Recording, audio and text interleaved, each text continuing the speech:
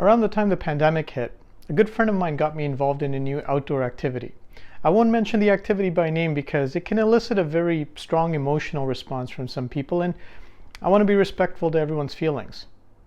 So let's just say it involves a lot of hiking, tracking, observation, and if you're successful, a delicious meal at the end of it all. Now, I'm still new to this, so I've yet to enjoy that delicious meal, but I've gained a ton of knowledge.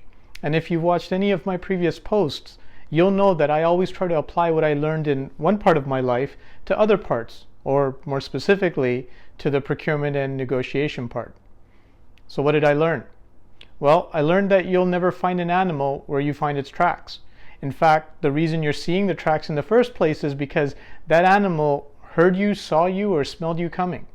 So the tracks don't tell you where the animal is, but they do provide a lot of useful information like what kind of animal is it, how big, how many, how recently did it pass by, and most importantly, where it's heading. And that information can be used to make a plan. And if you execute the plan correctly, delicious meal. Okay, but how does this help us in negotiations?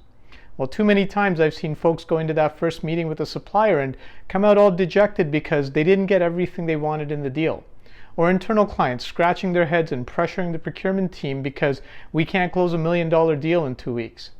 But if we understand, and we help our internal clients understand that we need to first figure out where the supplier is going with their proposal and then make a plan to meet them at a point where the deal makes sense for us as well, that's where we're going to find success.